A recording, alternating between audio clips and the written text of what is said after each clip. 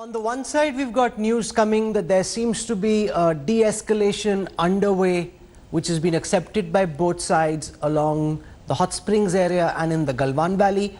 And on the other, you've got the political face-off, which is escalating. Is this even right? Is the Indian opposition being irresponsible by seeking full disclosure on what's happening along the line of actual control at a time when there is a very tense situation that is unfolding? Joining us on this broadcast, I want to welcome first General J.J. Singh, former Chief of the Indian Army Staff. Apart from being a top military strategist, he has some idea of politics, having dabbled in elections and having contested a ticket. So he's seen some of the political world apart from his long and distinguished career in the military. With us on the broadcast is Nitin Gokhale, one of India's top military analysts, a long-time defense correspondent, has a deep sense into the thinking within the government and can share details about the de-escalation that's underway. Colonel Ajay Shukla has been a contrarian from the first day, alleging multiple times on this show and elsewhere that there's a massive cover-up that's underway and that there is no actual de-escalation on the ground, even though unnamed sources are claiming that a de-escalation has started. And Supriya Shrinathe joins us.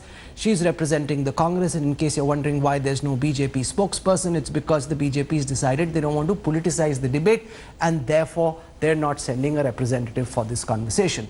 I first want to go, because that's the story that's most important at this time, and ask Nitin Gokhale about the best sense. Manjeet Negi, Abhishek Bhalla, Gaurav Sawant, Shiv Arur have been putting together a sense of what Indian government sources are telling us was the outcome of the meeting between the Indian and the Chinese army generals on the 6th of June, where it seems that some form of a de-escalation has been agreed upon. At the outset of this show, Nitin Gokhale, give us a sense of your understanding of the manner in which this de-escalation will play out from now. Well, I don't know, Rahul, whether the actual de-escalation has begun, so I must give that disclaimer.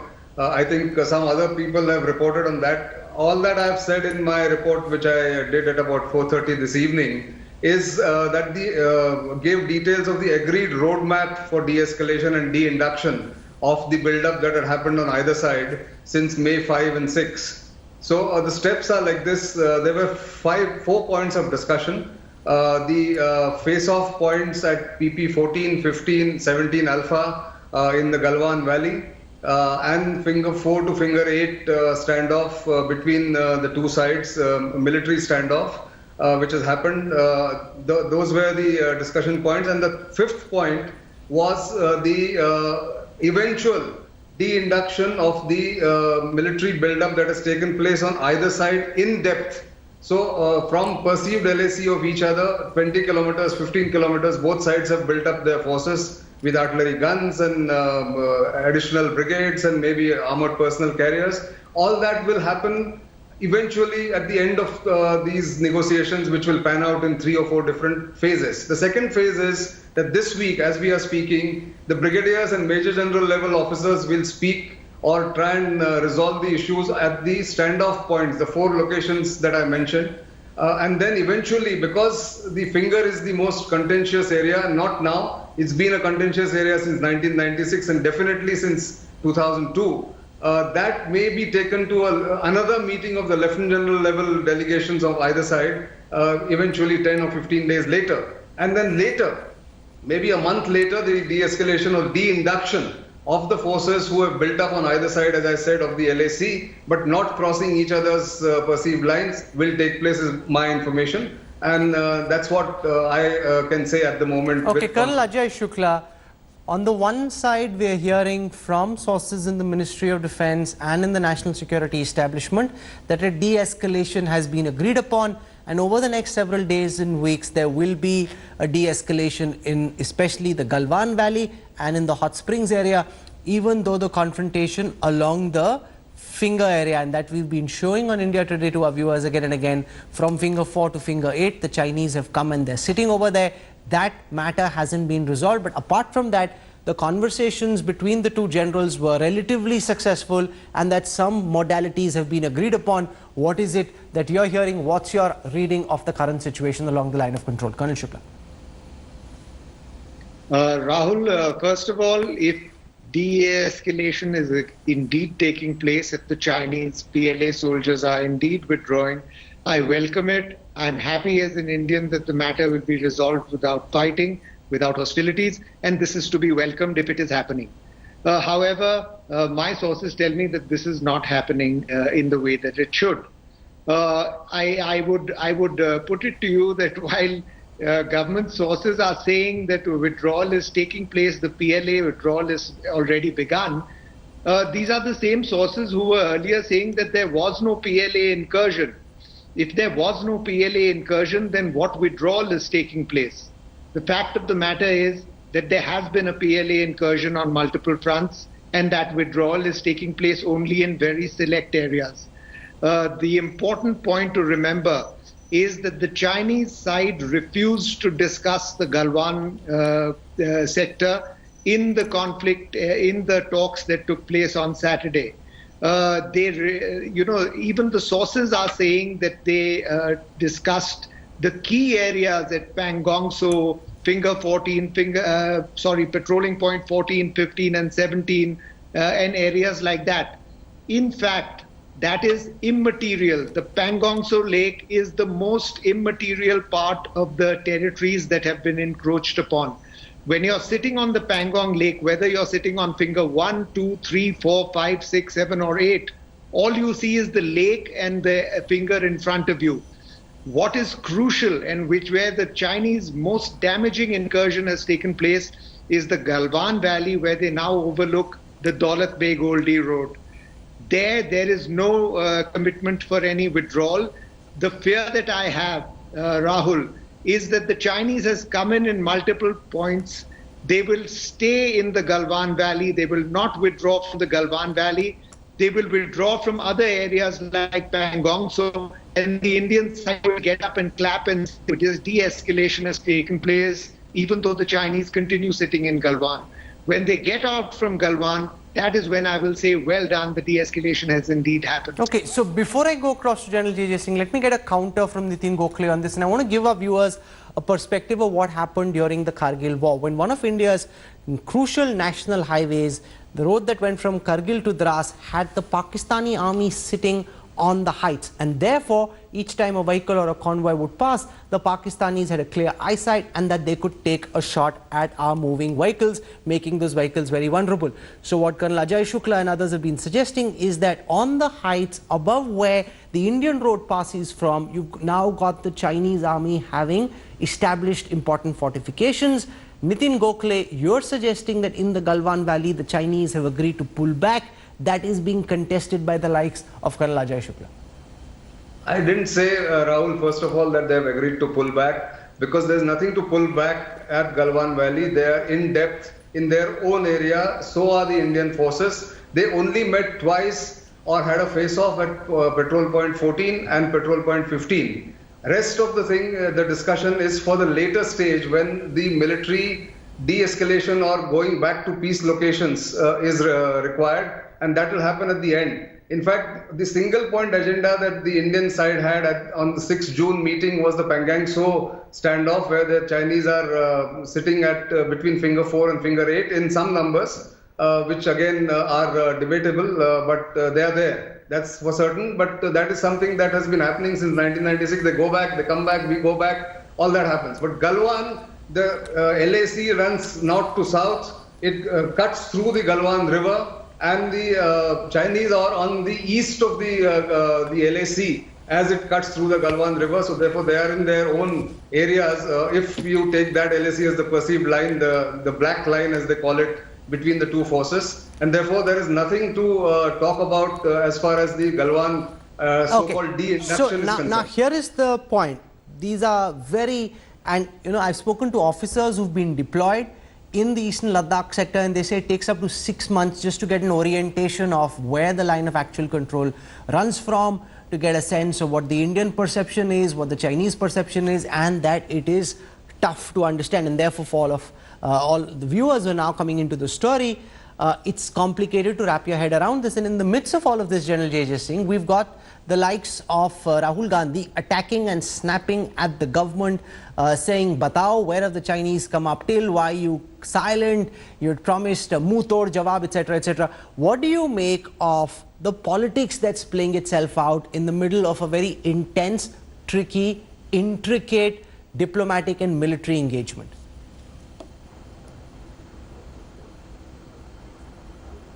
General JJ?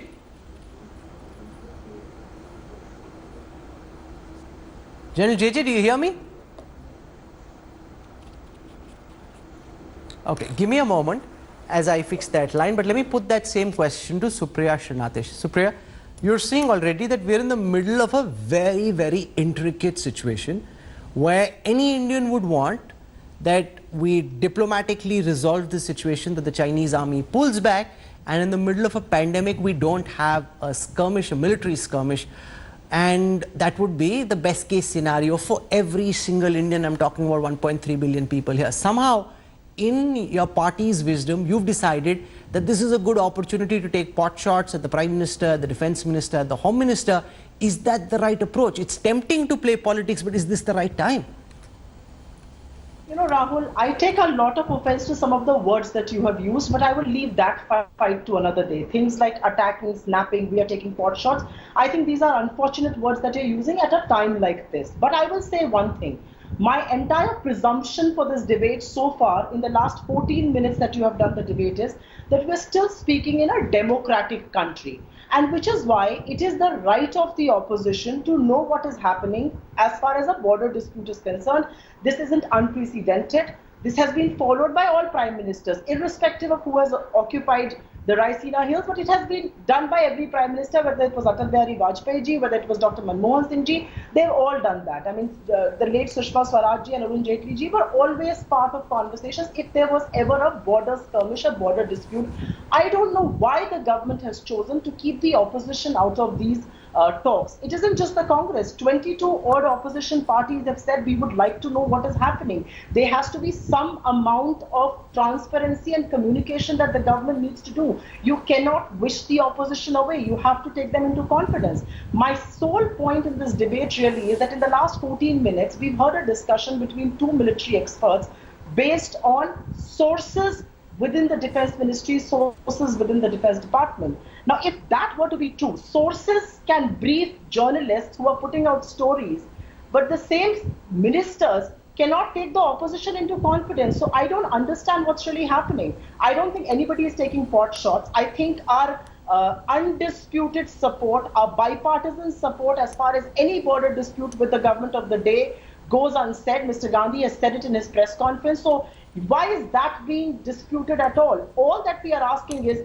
what is happening, because the defense minister not till so long back had said, he had used two very disturbing lines. He had first said, "Achhi khasi sankhya mein Chinese troops is taraf aa gaye hain," and then he went on to say there is a difference in perception on the line of actual control. Now, if those two things are read together, then there is admission that they were on this side of control.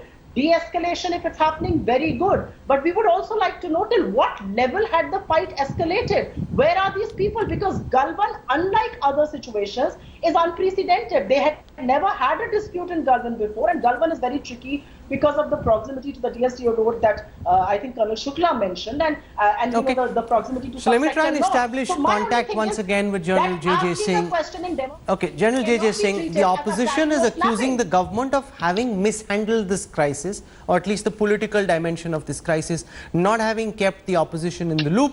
In every international crisis, whether it's the Iraq war or the charge about weapons of mass destruction, etc., opposition leaders are usually taken into confidence by the government of the day, which the charge goes, this government has failed to do, and that's what's leading to a lot of conjecture. How do you respond, General JJ, to the politics that we are seeing play itself out? Rahul, I am very clear that when it is a question of our nation, the nation comes first. And having had a little bit of experience in the political field, I find many politicians look at their own future, their own seat, then their party, and then the nation.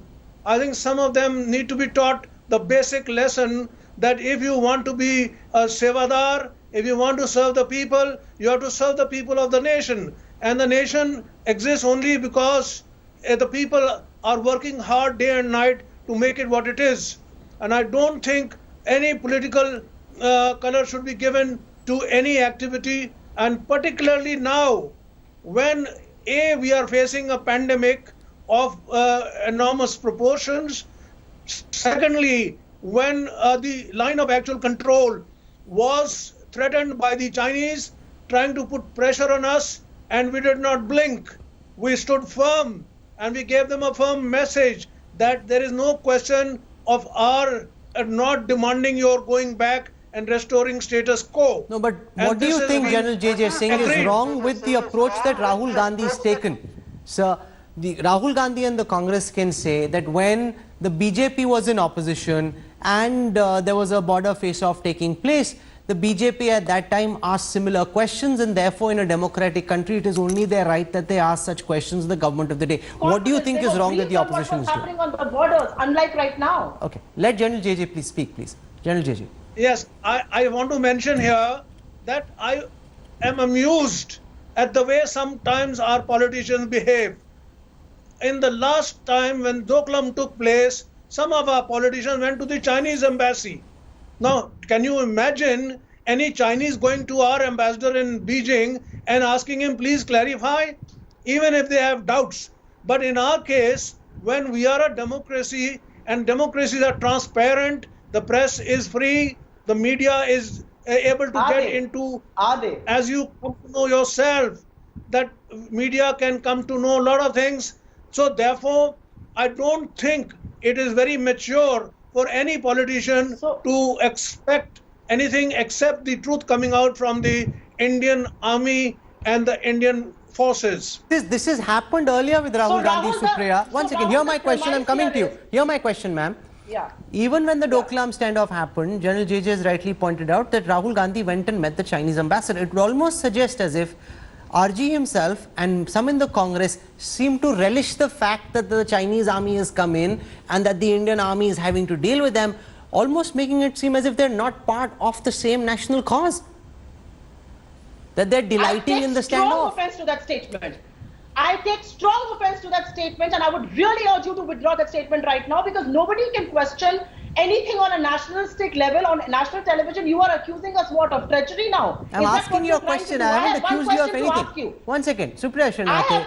have one asked you a to question. If It's a Rahul relevant Gandhi question to questions- ask.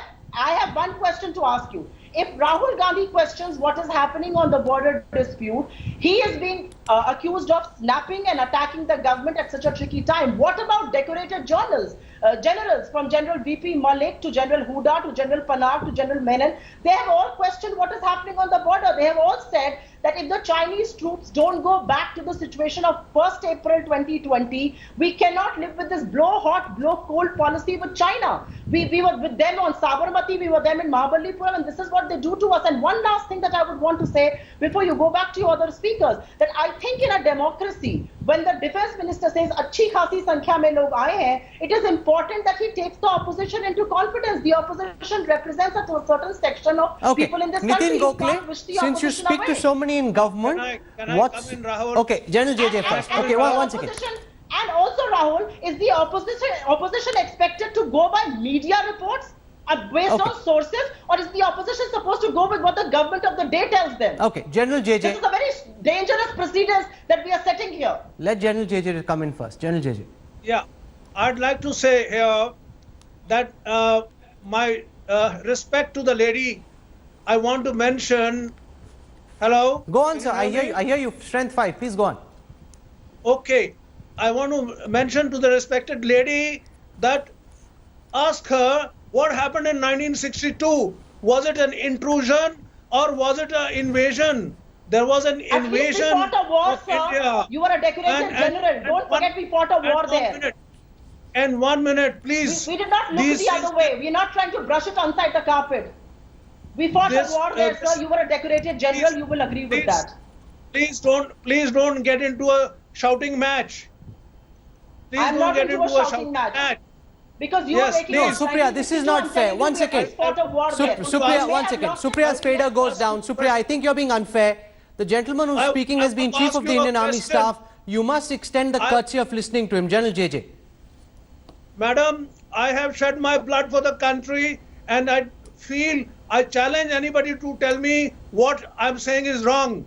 In 1962, when they invaded, they came up to Chushul. You know Chushul? If you don't know, please look at the map. Secondly, they went back from Arunachal Pradesh to the McMahon line, but in Aksai Chin, for reasons which I will explain to you if I've got the time, they went back up to where they could secure that Aksai Chin Highway 219. It's like a tarmac, an aeroplane can land on it today. They were making that road, and they wanted that road to connect Xinjiang with Tibet. So, madam, with due respect, I want to mention to you, this is a strategic issue, and in strategic issues which affect the national security, please don't take sides, and particularly don't make the other side happier. We are going to do our job, and Indian Armed Forces have always delivered.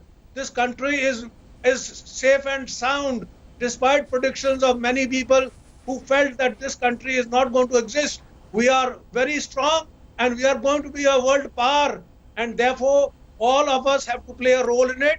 And I want your people who are leading you to also understand the nation comes first and foremost. Okay, I'll let that be the last word, because I also have an interview with the Tibetan Prime Minister I want to run. But the two aspects to what we're dealing with: the more the public outcry, the more the politics, the trickier it is to negotiate, because then the opponent, the enemy, knows that your government, your army is under pressure, and that you're desperately seeking some kind of a face-saving solution. If you go in unhindered, without any political pressure, public pressure, your negotiation position is stronger. But I think what now we need to look at is whether there will actually be a de-escalation. That's what seems to have been agreed upon. Whether that translates into action on the ground, because as the government has indicated, anything less than a complete Chinese withdrawal and a restoration of status quo ante is completely unacceptable. And I think that is what we need to look out for over the next few days. General J.J. Singh, Colonel Ajay Shukla, Nitin Gokhale and Supriya Sharnate for joining me on the first part of the news track tonight. Thank you very much. Hello everyone, this is Rahul Kamal here. Hope you enjoyed this video. For the latest news and analysis, like and subscribe the India Today YouTube channel, and don't forget to press the bell icon to stay updated.